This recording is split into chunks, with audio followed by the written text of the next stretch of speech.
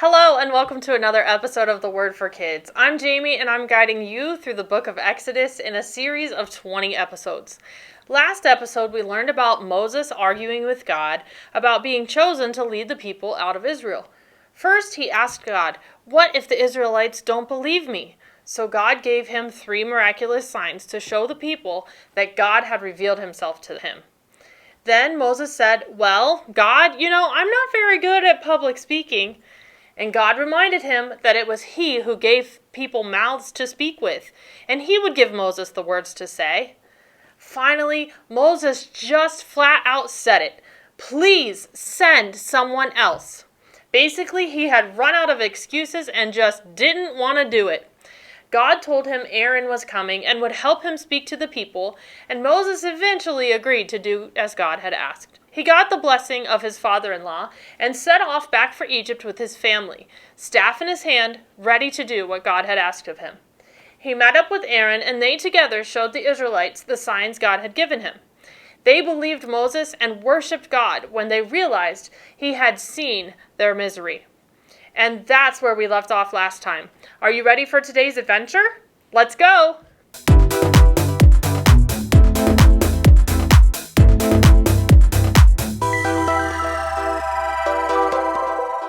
So now that Moses had the support of the Israelite people, he and Aaron went to Pharaoh and told him what the God of Israel had said. "Let my people go, so that they may hold a festival to me in the wilderness." Pharaoh did not like this idea. "Who is this God that I should obey him and let you go? I do not know the Lord, and I will not let Israel go."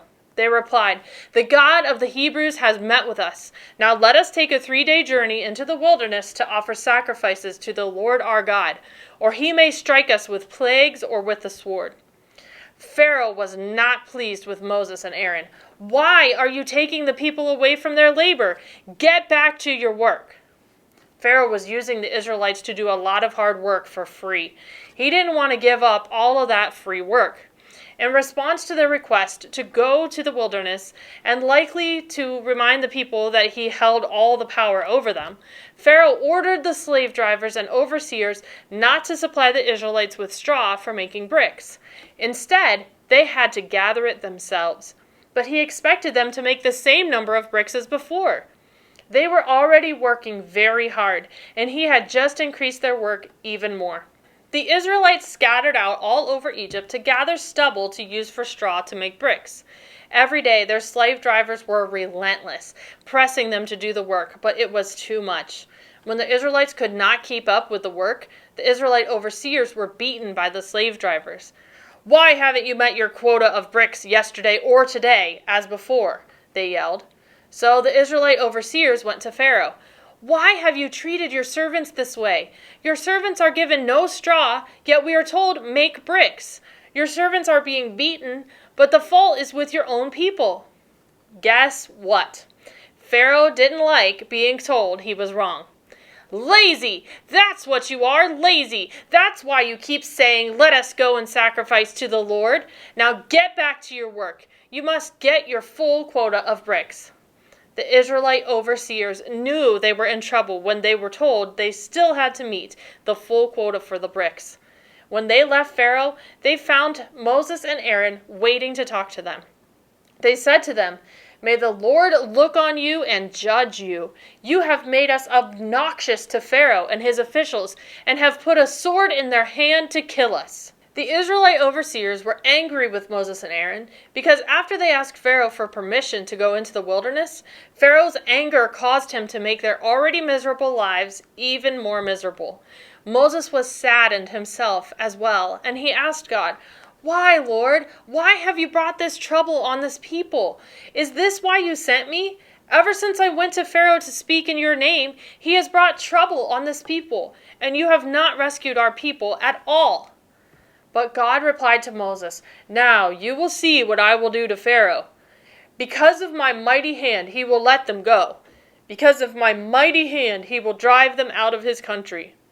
He also said, "I am the Lord. I appeared to Abraham, Isaac, and Jacob, but I did not make my name, the Lord, fully known to them."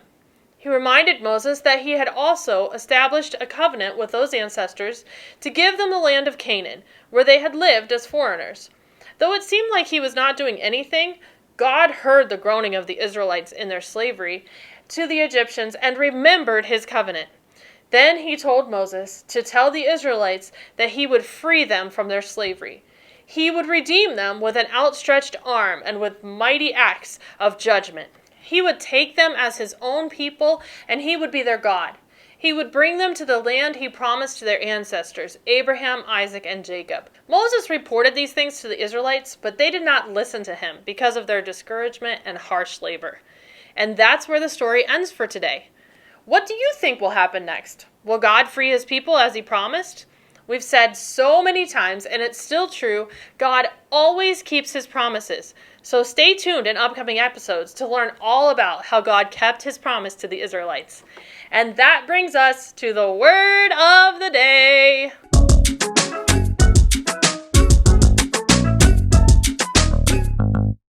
Today's word of the day is redeem. Redeem means to win, buy, or get back. Redeem. In our story today, we learned about God's promise to redeem the Israelites from the unfair slavery and evil that Pharaoh and the Egyptian slave drivers were bringing on them.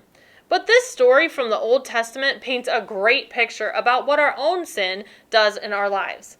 When we get caught up in sin, we become a slave to it. It eats us up and destroys our lives.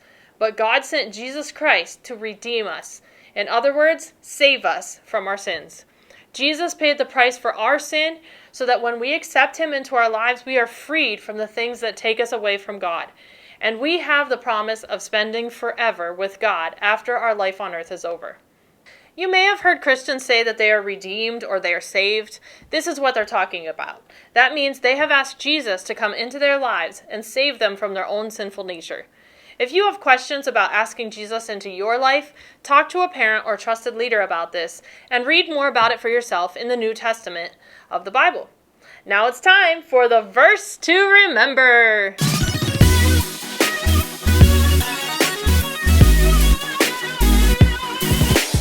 Today's verse is Exodus 6:5. Moreover, I have heard the groaning of the Israelites, whom the Egyptians are enslaving, and I have remembered my covenant. One more time. Moreover, I have heard the groaning of the Israelites, whom the Egyptians are enslaving, and I have remembered my covenant. Exodus 6:5. That's all the time we have for this episode. I can't wait to see you again soon for another episode of The Word for Kids.